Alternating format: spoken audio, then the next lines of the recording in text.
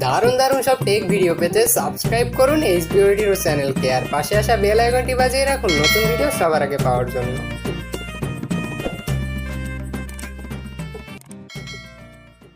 নমস্কার বন্ধুরা, সকলেই কেমন আছেন?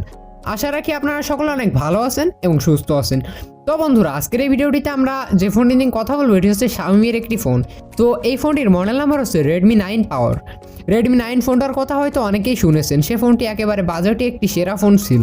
তো এই ফোনটির প্রাইস আশা করা যায় যে তার থেকেও কম হবে এবং এই ফোনটি তার থেকেও ভালো পারফরমেন্স দিবে, অর্থাৎ প্রায় Redmi 9 এর মতোই কনফিগারেশন রয়েছে এবং কিছু বেটার ইকুইপমেন্ট যুক্ত করা হয়েছে এই ফোনটিতে।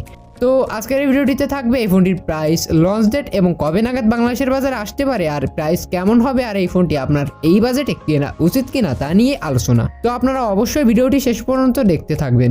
তাহলে চলুন আর বেশি কথা না বাড়িয়ে শুরু করা যাক আজকের এই নতুন ভিডিওটি। So let's start.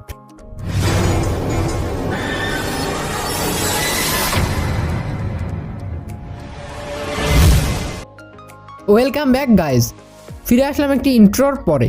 আপনারা দেখছেন HBYT হিরো ইউটিউব চ্যানেল এবং HBYT হিরো ইউটিউব চ্যানেলের পক্ষ থেকে আমি হিমেল রয়েছে আপনাদের সাথে। তো চলুন প্রথমে দেখে নেওয়া যাক এই ফোনটির স্পেস হিসেবে কী কী থাকছে, অর্থাৎ স্পেসিফিকেশন। এখানে আপনি নেটওয়ার্ক হিসেবে 2G 3G এবং 4G নেটওয়ার্ক পাচ্ছেন, আর স্পিড থাকবে HSPA LTE ভোল্ট নেটওয়ার্ক। এখানে GPRS ও EDG দুটিরই সাপোর্ট আপনি পাচ্ছেন। এবং বন্ধুরা, ফোনটির বডি ডাইমেনশন হচ্ছে 162.3 গুণ 77.3 গুণ 9.6 মিলিমিটার এবং এর বডি ওয়েট হচ্ছে 198 গ্রাম, যা মোটামুটি কমফোর্টেবল হবে। বিল্ড কোয়ালিটিতে ইউজ করা হয়েছে glass front, gorilla glass, plastic frame এবং প্লাস্টিক ব্যাক। এখানে আপনি ডিসপ্লেতে পাচ্ছেন IPS LCD capacitive touch screen.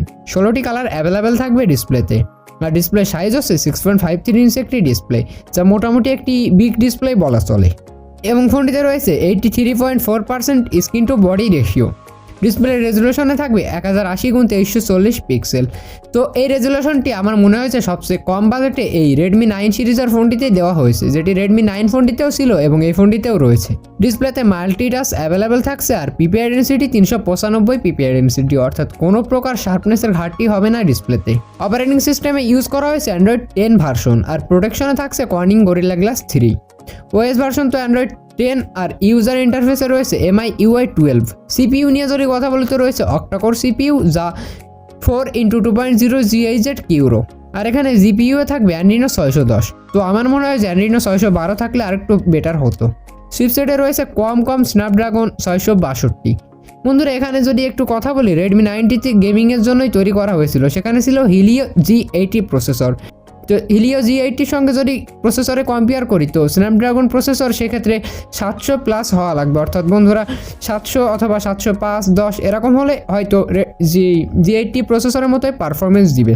কিন্তু এখানে 662 প্রসেসর ইউজ করা হয়েছে, যেটি আপনার বন্ধুরা G70 প্রসেসরের সাথে পাল্লা দেওয়ার জন্য মোটামুটি সক্ষম। তবে সেটি হেভি ইউজারদের জন্য রয়েছে, আর এটি রয়েছে নর্মাল ইউজের জন্য, অর্থাৎ আপনি স্ন্যাপড্রাগন প্রসেসর ইউজ করতে পারেন যদি আপনি দীর্ঘদিন ধরে ফোন ইউজ করতে চান। আর আপনি যদি হেভি ইউজার এবং গেমার হয়ে থাকেন তাহলে আপনি মিডিয়াটেকের প্রসেসর চুজ করে নিতে পারেন। তো সেক্ষেত্রে বলতে পারি এটি গেমিংয়ের জন্য মোটামুটি ভালো পারফরমেন্স দিবে এবং আপনার নর্মাল ইউজে খুবই ভালো হবে এই ফোনটি।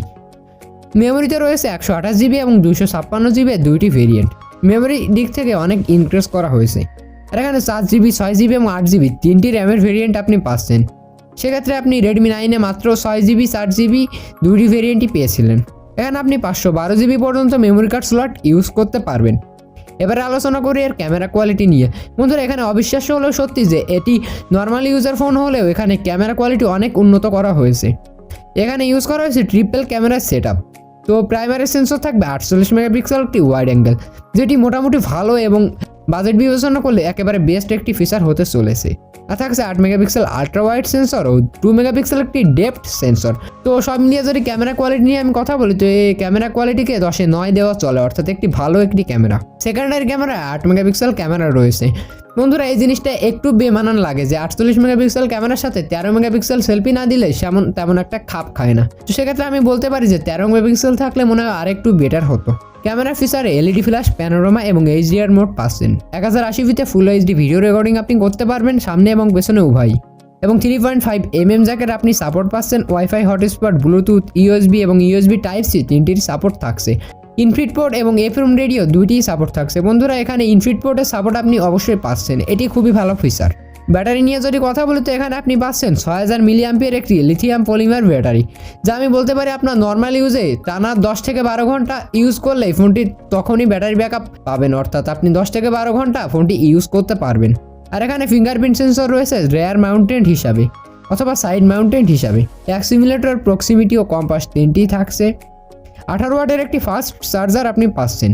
তো এবারে আলোচনা করে এই ফোনটির রিলিজ ডেট নিয়ে। বন্ধুরা, এই ফোনটি জানুয়ারি মাসে ইন্ডিয়ান বাজারে লঞ্চ হওয়ার কথা রয়েছে এবং সেখানে প্রাইস নির্ধারণ করা হয়েছে 8 থেকে 9000 টাকার ভিতরে। অর্থাৎ বাংলাদেশে যদি এই ফোনটি আসে তো সেক্ষেত্রে Xiaomi ফোনে যেহেতু বেশি ভ্যাট প্রদান করা হয়, সেক্ষেত্রে এই ফোনটি 14 থেকে 15,000 টাকায় পেয়ে যাবেন আশা করা যায়। তো আমি বলতে পারি যে 14 থেকে 15,000 টাকায় যদি সত্যি এই কনফিগারেশনে ফোন আপনি পেয়ে যান, তাহলে আমি রিকমেন্ড করবো অবশ্যই আপনি এই ফোনটি কিনবেন। তো বাংলাদেশে আসতে ফেব্রুয়ারি মাস মতো লেগে যেতে পারে, তাই আপনারা যারা সামনের বছর ফোন কিনবেন বলে ভাবছেন তারা অবশ্যই একটু ওয়েট করুন, তাহলে আপনি এই কাঙ্ক্ষিত ফোনটি পেয়ে যাবেন। তো আজ এই পর্যন্তই, আশা রাখি ভিডিওটি আপনাদের সকলেরই ভালো লেগেছে এবং ভিডিওটি যদি ভালো লাগে তাহলে অবশ্যই একটি লাইক করে দিন। আর কমেন্ট বক্সে আপনার নিজস্ব মতামত জানাতে ভুলবেন না। ফিরে আসবো নতুন কোনো ভিডিও নিয়ে। আশা করি আপনারা ততক্ষণ সকলেই ভালো থাকবেন, সুস্থ থাকবেন এবং সকলের পরিবারের সুস্থতা কামনা করে শেষ করছি আমাদের আজকের ভিডিওটি। ধন্যবাদ সকলকে।